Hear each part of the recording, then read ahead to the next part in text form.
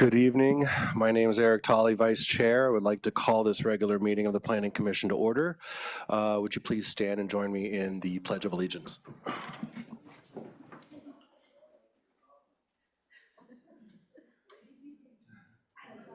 allegiance to the flag of the United States of America, to the republic for which it stands, one nation, under God, indivisible, with liberty and justice for all.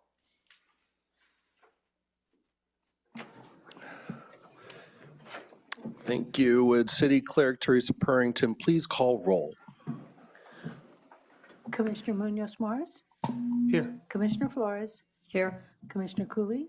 Here. Commissioner Khan? Here. Commissioner Jorgensen? Here. Vice Chair Tolley? Here. Okay, at this time, we will hear any public comments for items not on tonight's agenda.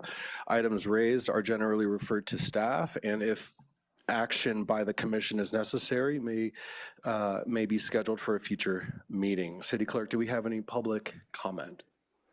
No, we do not. All right, very good. Consent. We'll move on to the consent. Consent calendar items consist of matters deemed routine and non-controversial by staff and are typically acted upon with one vote. However, if a member of the commission wishes to pull an item for individual consideration, please say so now. No? All right, City Clerk, do we have any comments on the consent items? No, we do not. All right, well, before we vote, do any commissioners have any comments on consent? All right. Do I have a motion and a second to approve consent? Move to approve consent. I have a second? I'll second. All right, Madam Clerk, please call roll on the motion. Commissioner Cooley? Yes. Commissioner Munoz Morris? Yes. Commissioner Flores? Yes. Commissioner Khan? Yes. Commissioner Jorgensen? Vice Chair Tolley? Yes. Motion passes. Okay, next we have the consideration of the minutes from October 22nd, 2025. Oh, that's the consent agenda, I'm sorry. That's why it wasn't highlighted, I'm sorry. Okay, on to the public hearings. Any court challenge to the action taken on public hearing items on this agenda may be limited to considering only those issues raised at the public hearing or in written correspondence delivered to the city of San Luis Obispo or prior to the public hearing. If you wish to speak, please give your name and address for the record. Please limit your comments to 3 minutes. The first item, the public hearing item before us is the review of a project designed for Phase 4, the R3 SP zone portion of the Avila Ranch Development Plan. I would like to ask each commissioner for their ex parte disclosures of contact with anyone who has provided information to commissioners not on the record so that information may be used in part of the decision-making process. Does anyone have any ex parte? No? Would contract planner John Rickenbach please present the report? Hi, John. How are you? I'm doing fine. Good. Thank you, Mr. Vice Chair, everybody. Today, we're going to be going through the Avila Ranch project, the R3 component, and give you an overview of the project and what the key conditions are that we're looking at. And then ultimately, the applicant team is here with their own presentation. So with that, I'll get right on to it. First, let's start with the recommendation here. The recommendation for Planning Commission is to adopt the draft resolution approving the proposed site design and layout for the R3 SP component of the Avila Ranch project to be developed within Phase 4 of the Avila Ranch Development Plan, including 194 units, approval of a vesting tentative tract map 3245, the approval of a sign exception to allow a residential monument sign in the design style and location proposed, incorporating the recommendations of the Architectural Review Commission and incorporating modifications to conditions of approval as recommended by staff based on findings and subject to the conditions of approval. So let's back up. A little background for those not too familiar with Avila. Avila Ranch project was first approved in 2017. It has a lot of components: a development plan, development agreement, a vesting tentative tract map, and a certified final EIR approved the entire thing. Overall, the project was found consistent with the city's policies, including the community design guidelines, zoning, and general plan. A lot of things have happened with regard to the project over the last few years. This is the litany of the list, but essentially we've got phases, there's 6 phases, and phases 1 through 5 are all completed or were approved and under different states of development, with the exception now of phase 4, which is being considered. And in an earlier action, these phases could go in any order as long as the conditions were covered what would have been required in the earlier phases. So here we are toward the end of the Avila Ranch project. Overall, it's been 500 odd units have been approved. Tonight we're talking about 194 units. So context here, it's the southern part of the city, the southwest corner of the airport area specific plan. That includes Avila Ranch, west of the airport. A little more detail, we're looking at the upper right northeastern corner of Avila Ranch, which is the R3 SP component within the context of the Avila Ranch development plan. Same graphic, only shown with the development that's either been approved in the earlier phases to the west. There's also a large park, a 9.5 acre park that was previously approved just south of the phase 4 portion of the project, which is again in the northeast corner of Avila Ranch. It's about 12 acres, a little under 12 acres. 194 residential condominium units are proposed, and the key ask that's not already accounted for in the development plan is a residential monument sign exception. We'll get into that in a bit.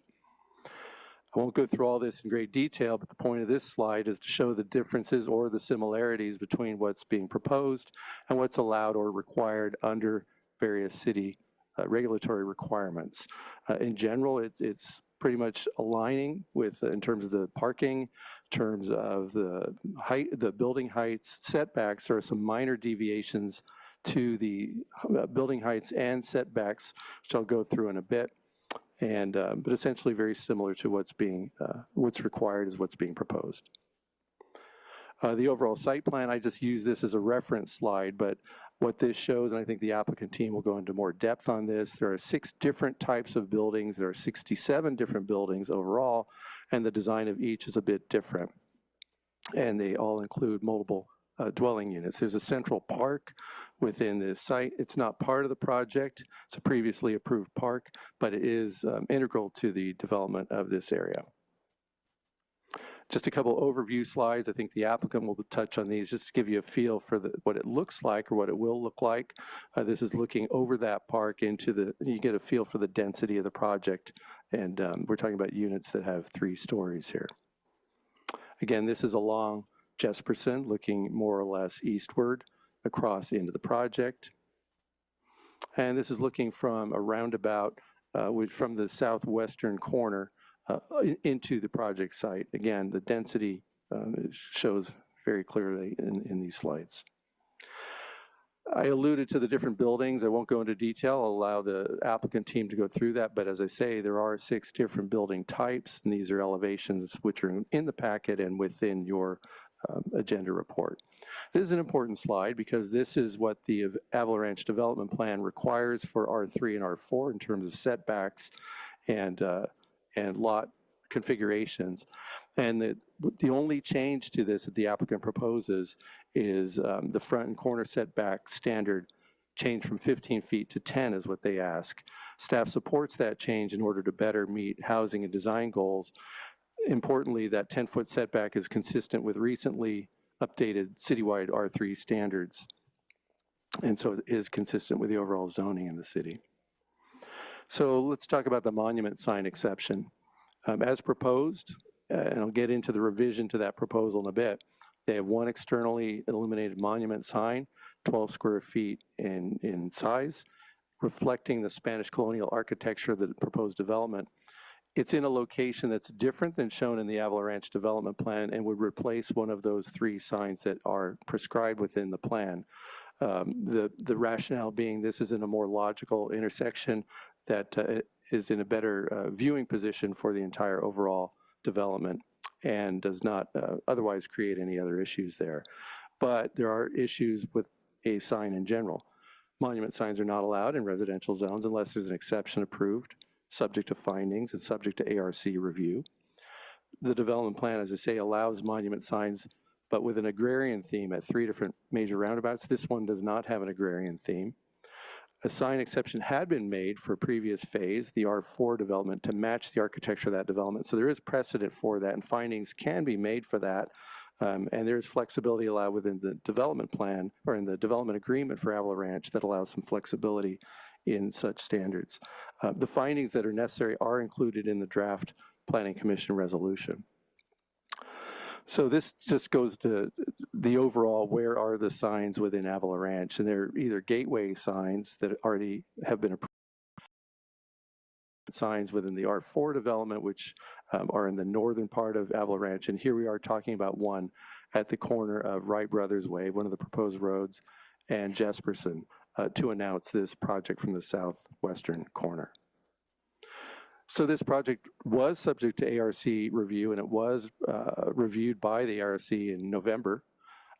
They found the project was consistent with the required mission architecture within the Avila Ranch development plan. The proposed Spanish colonial architecture was consistent with the intent.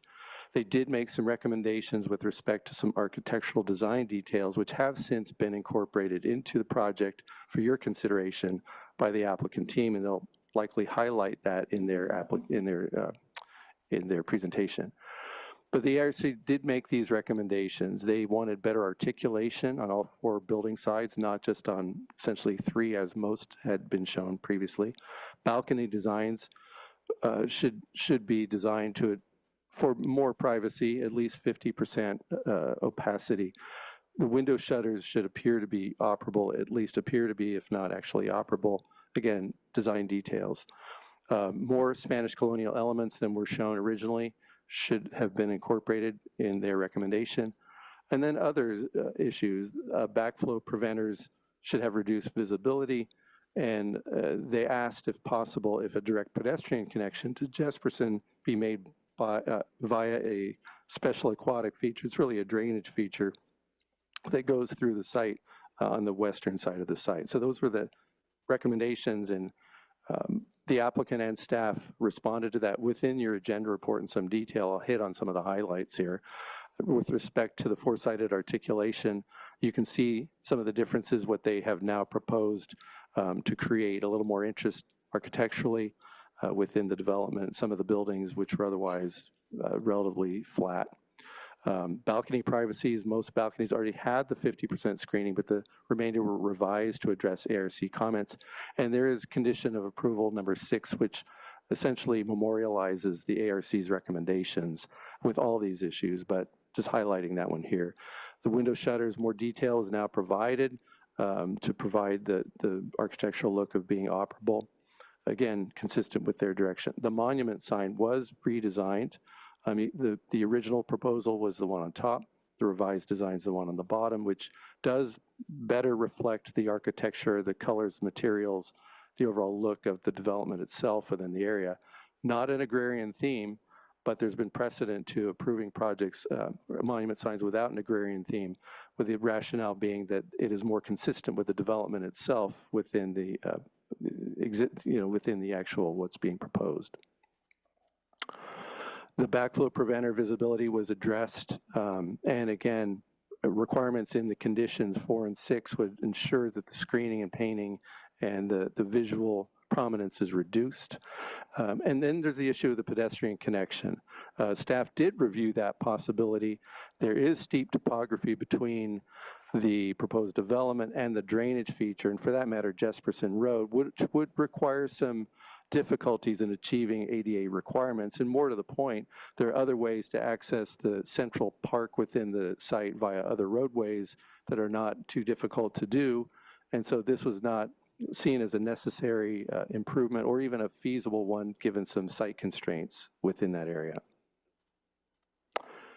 There's a development for the overall Avila Ranch project, which was approved in 2017, and this is an important document that's helpful for all of your consideration. It provides the overall project direction, key direction on the intent, does allow some flexibility in project implementation, including some of the requirements and standards, but it does provide performance standards, among other things, to address energy use, and it does work in conjunction with the development plan, and for that matter, the city's zoning requirements. One important aspect of that is the call for their affordable housing requirements within the development agreement. It called for 18 moderate income and 12 workforce unit. That is what is being proposed. The proposed site plan does show the location of these units in 10 different buildings, and again, consistent with the intent of the DA, which did specify the portions of the site which should include those units, essentially the southern portions of the site, both in the southwest, southeastern portions of the site. This table's here not to go through in great detail, but to show the differences between what is being proposed and what is required either in the DA or within the development plan. Again, very similar. There are some small differences, but not enough to make a big difference in terms of what's allowed under the flexibility requirements of the development agreement. But essentially what's being proposed, 194 units, is actually 3 units shy of what the DA could allow. The unit sizes are essentially similar in terms of range, actually a slightly higher range and a slightly higher average size. But the inclusionary requirements are identical to in what's being proposed and what is otherwise required in the DA. In terms of regulatory consistency, the Avila Ranch Development Plan was originally found to be consistent with the Airport Area Specific Plan and General Plan when it was first approved in 2017.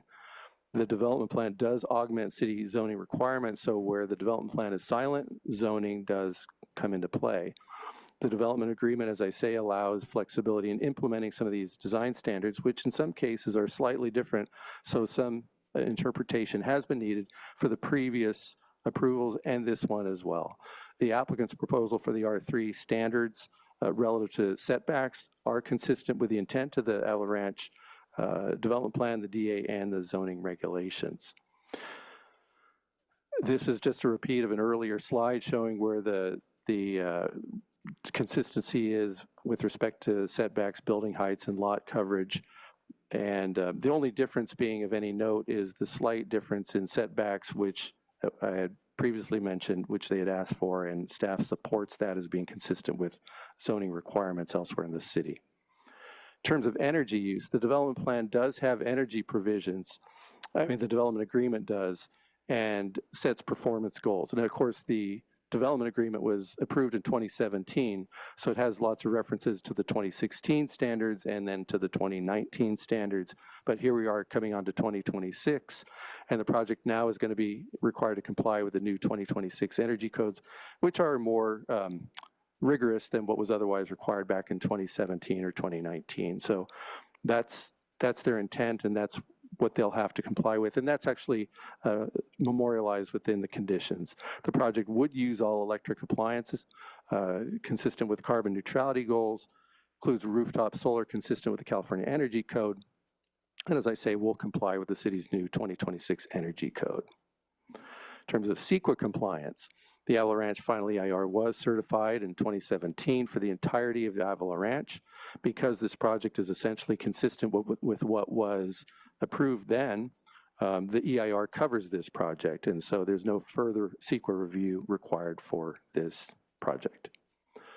There are a few minor modifications to conditions that, when looked at closely, and these are mostly utilities and engineering conditions, staff worked with the applicant team to make small modifications which don't affect the intent of those conditions, but do make them more implementable and more consistent with what's being proposed. Those conditions, I'll highlight those here in a moment.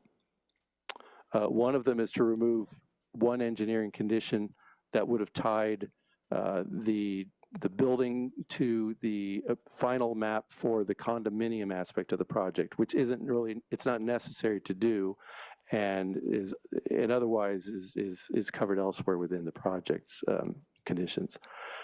I won't go into great detail on this one, but this is a lengthy condition, was lengthy before and still is lengthy with respect to how residential units are to be water meters for the condominium units.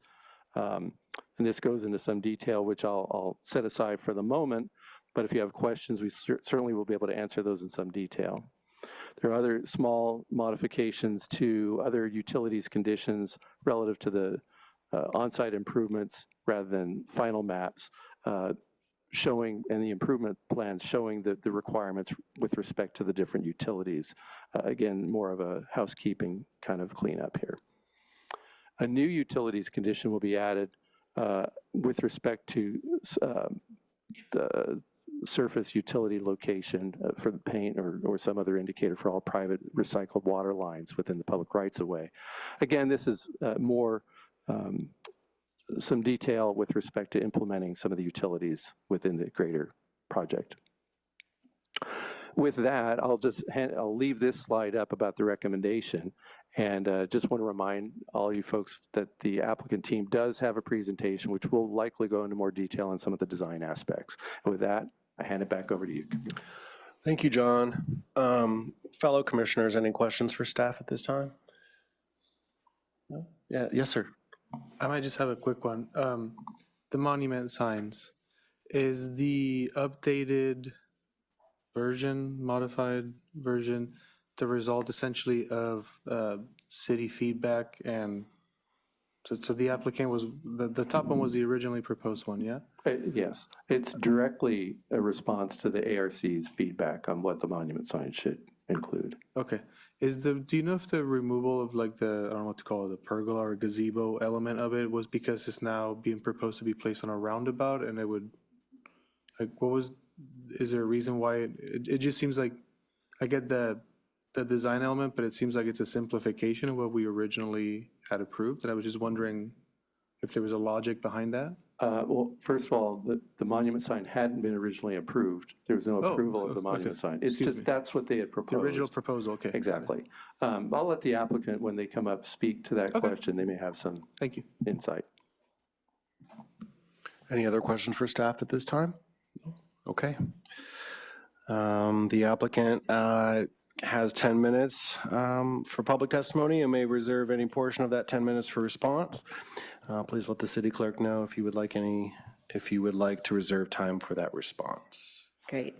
Thank you, John and Callie. And I also want to acknowledge staff that has reviewed and collaborated with us to make this project even better than you see before you today. So good evening, Chair, Vice Chair, Acting Chair, Commissioners. My name's Carol Florence. I'm a Principal Planner with Oasis Associates, and yeah, I'm not ready. You can leave it on that. Thanks, John, for being my Vanna White tonight. I'm representing the applicant Trumart Homes, and this evening I'm accompanied by my clients. They're to my left, behind me, Dana Gillespie, Dan Garson, and Justin Allison, as well as the project architect Vadim Zanko with MDA. And Vadim and I will be making a brief presentation, allowing the rest of the time for conversation with you. Next slide. So as John elaborated, and I should say, while he's going to that next slide, I want to thank you for reviewing our submittal as well as the staff report.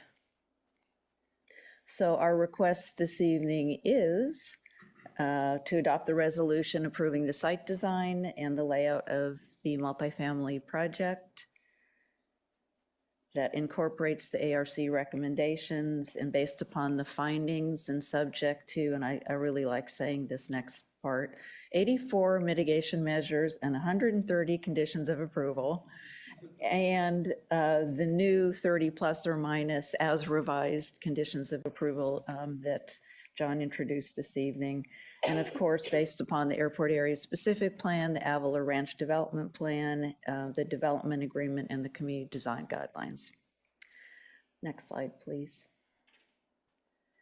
Very quickly, Avila Ranch is a 6-phase project. As you can see, phase 4R3 is in the northeast corner. That's about 11.5 acres.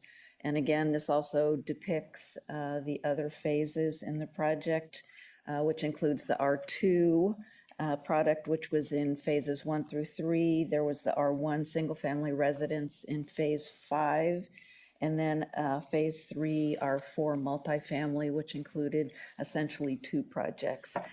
You know, one thing I'm hoping that the planning commission's had an opportunity to do is to visit the site, because you can actually see the progress that has occurred and the neighborhoods that are being established and people using the parks and the multi-purpose trail. What we aimed for. This next slide again is a summary, of the entitlements, but I realize I think that all of you were with me in 2024 when you reviewed the Phase 3 R4 project. So I won't belabor this other than to say, Council again approved the entire Avalanche project and certified the EIR in 2017. Fast forward 9 years and here we are. Looking at the second to last phase of this project, because there's one phase left, and that's Phase 6. Next slide.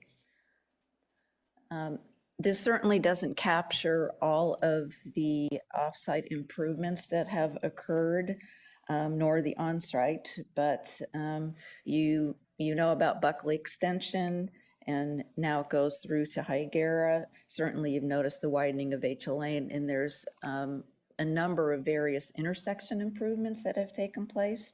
And then of course you have the on-site improvements that include the trail and the pedestrian bridges that connect ultimately all of the 6 parks and open space. And there will be additional improvements. 2 that come to mind is widening of Buckley Road, which I think everyone at this point feels like it's a little narrow, and so we'll widen that, make it feel a little more comfortable. And then my favorite project that we are working with Caltrans on is visualize this southbound LOVR ramp onto 101. We'll have a ramp meter, which I believe will be our first ramp meter in the city. Such excitement. This next slide is the home construction, and it's been ongoing for the R2 units. You can see that there's 170 out of the 297 that are either purchased or occupied to date, with 50 additional under construction. The Phase 3 R4 apartments and the Phase 5 R1 single family will be coming online soon. This next slide, because you are also approving besting tentative track map 3245 for condominium purposes. Its origin was track 3069, which included the 4, I'll call base lots. And as you know, a condo project is simply a residential common interest development that blends individual ownership with collective stewardship, typically via a homeowners association for common areas. It was interesting listening to public radio this morning that the state is now pursuing and taking a hard look at some of the laws surrounding condos in that 10-year period and trying to modify that in some form or fashion, because I think there's a recognition that for sale condos is a really good component of the housing that is so needed in California. Again, this next slide is the overall project, 194 units, 6 building types, 6 unit types, 2-car garages, and common open space and birthday park in the middle. And I'd like to hand it over to Vadim. He'll go through some of the architectural slides, and then I'll be back. Thank you. Thank you, Carol. Thank you, Planning Commission, and thank you to our clients for the opportunity to be here. We'll start with slide number 9. This perspective highlights Birthday Park, which we position centrally, so it serves both the townhomes, gathering space and a shared amenity for the residents. I also want to note that we engaged a CASP accessibility consultant who reviewed the site layouts and the units with us to ensure accessibility requirements were thoughtfully incorporated through this phase. On the next slide, this slide shows the perspective of the duplex buildings as seen from Jesperson Road. There's a generous landscape buffer between the street and the buildings, which creates a comfortable and attractive frontage. You can also see the multi-use trail that runs along the side of the project and continues throughout the site, providing a strong pedestrian and bicycle connection for the neighborhood. Next slide. This slide shows the streetscape elevations for the R3 neighborhood, illustrating how the duplexes and townhomes appear from both Wright Brothers and Jesperson Road. We intentionally alternated the building types to create architectural variety along the street.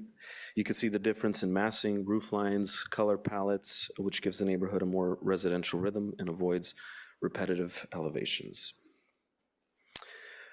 Next slide, please. Affordable housing is a key component of the Avila Ranch project, and so too for the R3 units. As the slide notes, there will be 18 for sale moderate income units and 12 workforce units in the project in fulfillment of the requirements of the development agreement. In the next slide, the following architectural details will be added to ensure that the project represents four-sided architecture. As you could see on the left side, that was the original, and on the right side, it shows us addressing the raised balconies, additional shutters, hardware addition to the shutters, trim added above the windows, and horizontal trim added above the garage. Thank you. Thanks, Vadim. You've seen this slide, and we just wanted to give you a comprehensive overview of all the signage. There's a gateway sign at the corner of Buckley and Vachel. There's another proposed sign that will be at Buckley and Jesperson, which is kind of mid-slide, if you will. And then the two monument signs at the top left were, as you well know, part of the Phase 3 R4 multifamily. And speaking of the project signage, here's a perspective of the townhome buildings that you can see essentially from Jesperson and venture into the cluster of units. And this now includes the community signage. You can see the foreground is the roundabout, but this is the community signage for the Brisa neighborhood, which we think is at a key entry point. So it not only establishes this particular neighborhood, but it also has access either side of the sign and through into the project. So this next slide, and I'll speak really quickly, depicts the initial Brisa neighborhood sign that was presented to the ARC. We thought it was a handsome arrangement of stuccoed walls topped with an overhead trellis and flowering vine. We thought it complemented the building architecture and made for really quite an outstanding entry feature. So this next slide is our alternative signage, because based on the ARC comments, the design team went back and tried to respond to the recommendations. It takes certain other building components and incorporates them into a central design feature and continues this theme with terracotta cap and ledge. Frankly, we believe that both designs were well conceived and appropriate for the project. Not to put the onus on the Planning Commission, but I'm going to leave it up to y'all to decide which sign. So with that said, that concludes our presentation. We're available to address your comments and questions. And I want to thank you for your time and consideration and support. It's lovely to see you all. I'll be back yet again for a sixth time next year, hopefully. But before that, have a lovely holiday. Thank you. Thank you for that. Fellow commissioners, any questions for the applicant at this time? Yes, sir.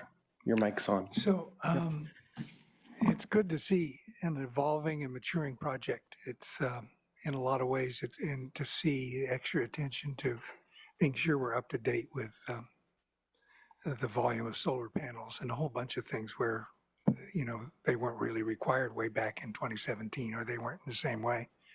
I was wondering about one of those other kinds of things that wasn't really ready for prime time back in 2017, that would be electric bikes. And I can see you've got outlets, 220, 240 volt outlets in the garages. So that's certainly a place they could be charged, but I'm not sure the guidelines, the design guidelines are really settled for electric bikes. They've got to have power, they've got to have security, they've got to be accessible, you know, to paths and everything like that. But are you satisfied that people will find a place for their electric bikes and this will all work out?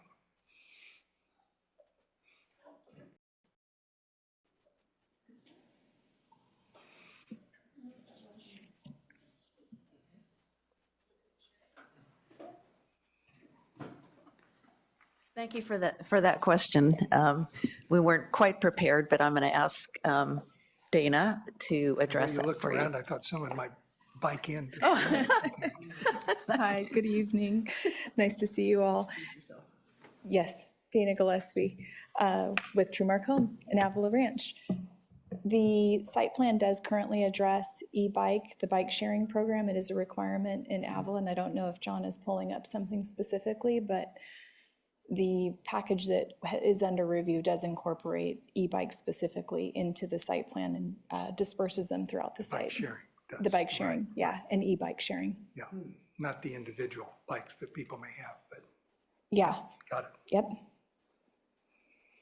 So people that have their own bikes will make do, is what you're saying. That's probably true.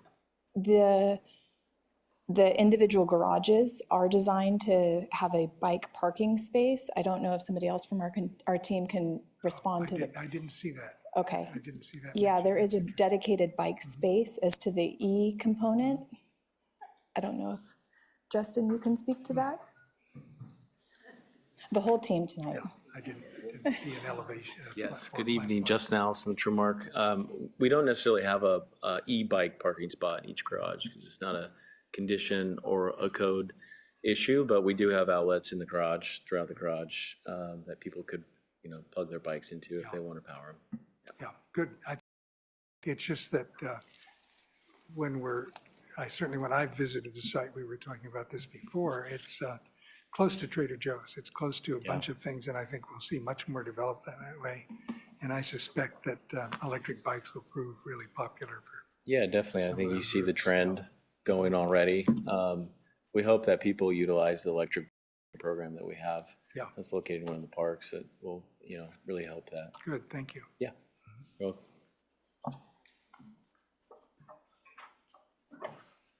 Any other questions for the applicant? Yes, sir. Oh, okay. No? Well, I wanted to follow up on your question about what happened to the arbor and why. I kind of liked it and don't want to redesign the sign, but it is part of the mission to have arbors and things like that. So just curious.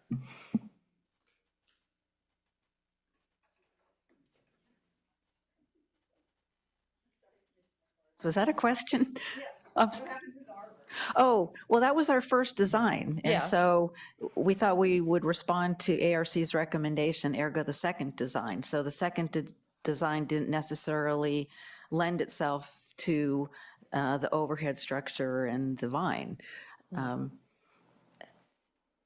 Okay. I thought it would look nice, and although the new sign is much taller than the old sign was, it would be, you wouldn't see it over as Yeah, much. I don't know if, as the applicants, we have a preference because we were trying to respond to ARC's recommendations. And again, not to make it difficult for you tonight to have to make design decisions, but have a good time. We'll accept anything that you tell us. Because ARC didn't say they didn't like the arbor. Yeah. No, Okay. yeah, exactly.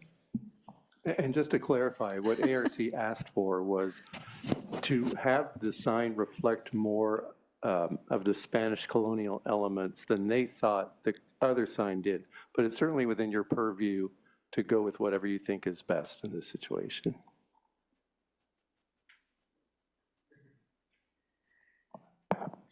Just quickly, just for the record, Are we to assume that you have no objections to any of the other conditions that are in the draft language? No, and I'm sorry if I didn't make that clear, Commissioner Cooley. We took the time and staff worked with us to make those modifications. So we're accepting of the 30 plus or minus additional conditions as modified this evening. So thank you for that clarification. Great. So with the exception of asking us to take a look at the sign, you're in agreement with all the other conditions? Okay, thank you. Yeah, because it allows us the flexibility, I think, in many cases to work with staff to get to, I think, the end game, the end goal. Yeah, thank you. Thank you. Carol, I have a question. This sign, is it, it's consistent with all the other monument signs of the development, right? The one that the ARC had suggested? I'm going to say that the gateway signs look very different, and they certainly reflect more of an agrarian look. But ARC and Planning Commission, when we brought forward the Phase 3R4, those two separate projects that were both multifamily, felt it was important to have recognition, if you will, of those particular neighborhoods. So I don't think anyone had a problem with that, even though it's not technically, quote unquote, allowed by ordinance, but if you can make the findings, they are. So you made it for that particular multifamily, and we just thought it would be important to do the same in this particular case. So I guess my point is all the signs consistent in architectural style? The gateway signs are, but the two other previous multifamily are very much complementing the building architecture. Okay, so And if you recall, that building architecture for those two projects was much more contemporary than we're looking at today. And just to add a little bit to that, one of the complexities of Avila Ranch is that 5 different architectural styles are allowed. And so it depends on where they could have made any of these in different styles. The sign issue comes up because it hadn't been anticipated. There was an anticipation that be appropriate somewhere within the project, and it located those in the development plan of an agrarian theme. As this evolved, it became clear that that's fine as far as gateway signs, and that's why those 2 gateway signs at the bottom of this graphic look the way they do, and they are consistent.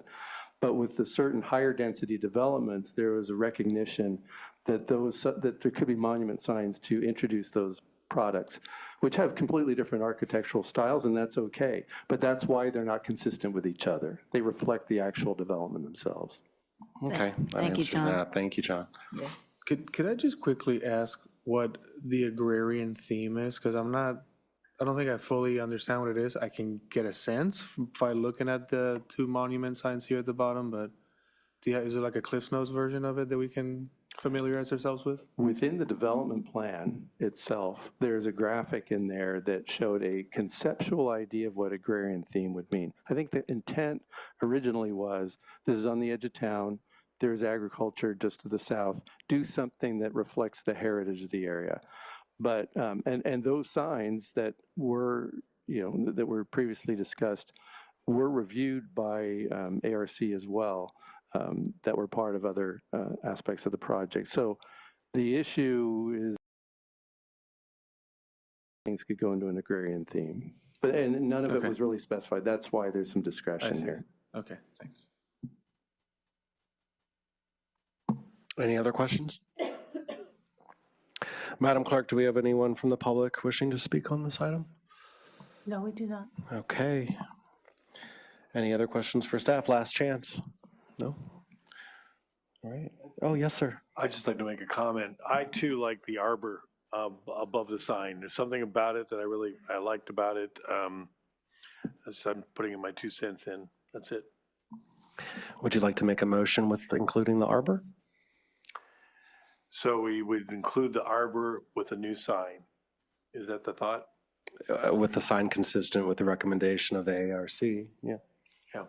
Yeah, I'll make that motion that we approve this development per the way it is written on the staff report, and that we add an arbor to the sign that was approved by the ARC. Do I have a second? Can I, but before we do, can I just make, I think we heard during, I don't know if it was staff presentation or the applicant, that the arbor was not really consistent with the new design. Oh. And that was one of the reasons for not including it, so should we consider that before we move down this path and have Yeah, to? could we maybe hear what the applicant has to say about that? Yeah. If that's possible. That's good. I need a little exercise. Thank you. They are what I would say somewhat two distinctly different signs. So I'm not sure, I would have to look at how we could apply, if you will, that arbor, and realize it sits behind the sign, right? So it's not necessarily on top, but we might change some of the proportions of the central portion of that to make the arbor portion of it proportionate, if you will, right? So I think if I brought it back to you with the arbor, you would see some minor tweaks to the overall height of that central element, just to make sure that, again, it's proportional, but we can do that. So Without- I would amend my motion to say, work with staff on implementing an arbor into the sign, and it doesn't need to come back to the planning commission. Unless you want to see it. We don't. Well, I do, but we'll see it when it's built. I'll send it to you. And Commissioner, just to clarify your motion, I believe, do we also have some amendments to the conditions that were made post-publication of the agenda packet? That's correct. There's a handful, and I alluded to those. We have those memorialized within the presentation and also in one place, that if you want to make a motion that says with the updated conditions, we'll know what that means. Yeah, I'll also amend my motion to say include the updated conditions that were in the package. Then I would second that motion as amended. Before we vote, may I just, so first of all, I just want, since I brought this up, I feel like we're going to start beef with the ARC, and that was not my intention here.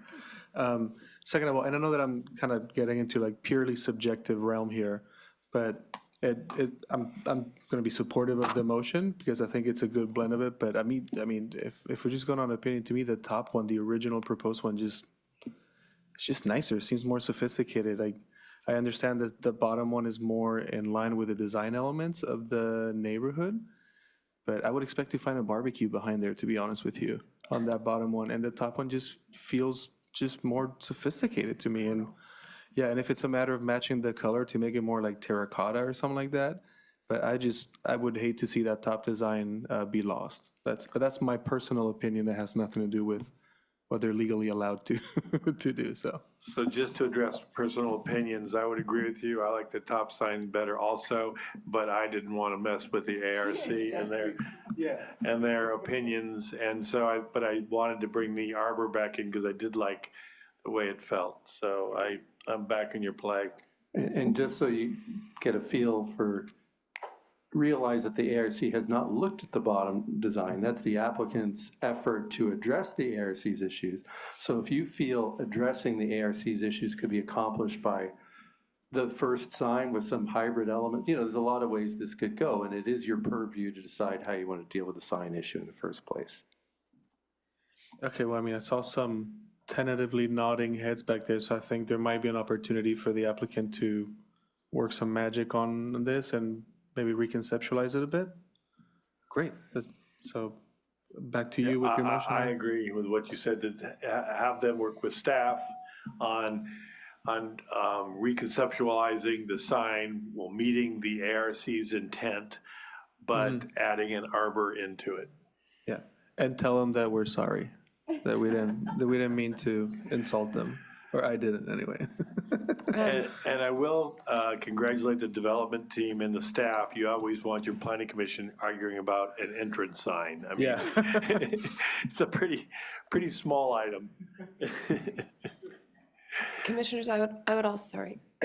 I would also ask that the delegation be clear if working with staff, if staff is authorized to approve the final design, or if that needs to go back to ARC, or if that comes back to the planning commission, that delegation be clear in the motion. It sounds like it is not.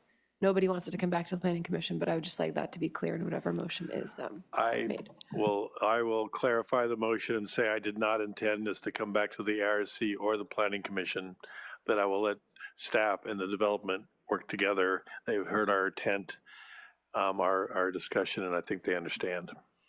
Yeah, and I will re-second that motion because I'm more than happy to have this delegated to staff and the applicant to work out rather than try to impose my own aesthetic judgments on this.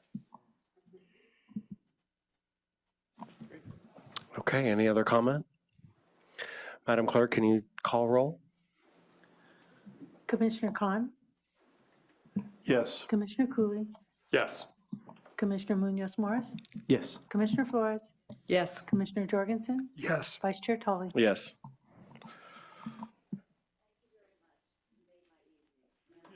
Happy holidays to you all as well. Thank you.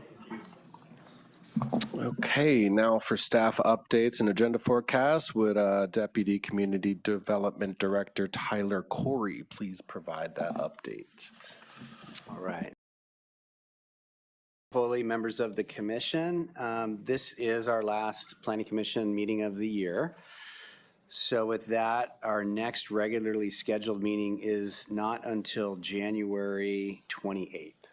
We don't have one earlier in the month due to notification requirements with the city holiday closure time period. It's just there's no way to schedule something during the middle of the month there. So we have our next meeting on the 28th. Currently, I have no items on January 28th, so that would take us to February 11th, and I do have anticipating we're going to be bringing to you our annual update to the zoning regulations to address housing state laws and some other cleanup items. So there should be should be a good meeting to kind of get into some of those issues. And I don't have anything currently at the second meeting in February, so that's kind of the one to circle on your calendars is February 11th.